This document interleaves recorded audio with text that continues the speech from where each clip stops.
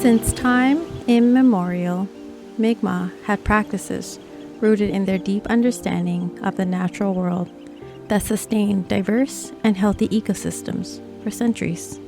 We have a long-standing connection with the lands and waters in Mi'kma'ki, our unceded and traditional territory. Archaeological findings show that our ancestors were stewards of the environment as far back as 11,000 years ago, when Nova Scotia was just coming out of the last ice age. Because of this long history, we have an intimate understanding of the lands and waters built from our beliefs, values, language, and knowledge. This relationship has allowed the Mi'kmaq to accumulate generations of invaluable ecological information. We now call this Mi'kmaq ecological knowledge and recognize its importance to conserving and protecting today's marine ecosystems. Marine protected areas. The ocean covers 71% of Earth's surface and holds around 80% of all known life on Earth. But globally, our marine ecosystems are under pressure, and if we don't change the way we treat our oceans, signs show that the world could run out of seafood this century, and our oceans could collapse entirely.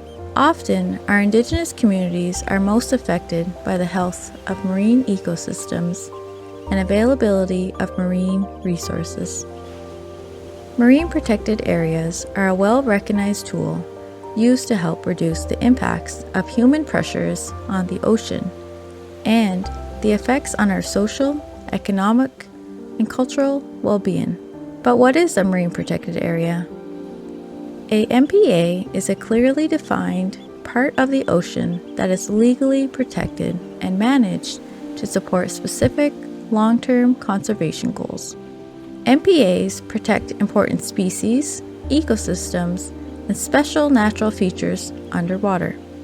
In most cases, sustainable fisheries, ecotourism, and rights-based fishing can and do continue in MPAs, as it's often the more harmful and extractive processes that are banned. When implemented correctly, MPAs effectively protect marine biodiversity, improve ocean health, and supports Indigenous socio-economic well-being. Crown commitments. The Government of Canada has committed to protecting 25% of our oceans by 2025 and 30% by 2030.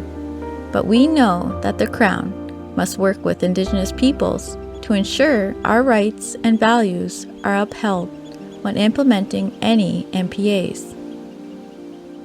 Indigenous support is essential, so we must all work together to protect our oceans. That is where our consultation process comes into play. Consultation and the recognition of Mi'kmaq values. Our consultation process was developed by the Mi'kmaq for the Mi'kmaq. At KMK, we always say that as keepers of the lands and waters, Mi'kmaq have a title claim to diverse ecosystems in Nova Scotia, and we expect that any potential impacts to our rights and title shall be addressed. Through the consultation process, we are always working to incorporate Mi'kmaq values, laws, language, and governance into plans to protect our oceans in Mi'kma'ki. Two principles that we often include into decision-making for MPAs are Imsit Nogama and Netugluwimp. These values help us to navigate complex systems in today's oceans and remind us that we must treat marine life with respect so they can continue to provide for the generations to come. As DFO works to meet the ocean protection targets by 2030, consultation with the Mi'kmaq is extremely important. We have worked to ensure that rights-based fishing and access to the Mi'kmaq of Nova Scotia are respected. We depend on our oceans to sustain all life on Earth. So, we must look to Mi'kmaq values to ensure our oceans remain healthy for the next generation.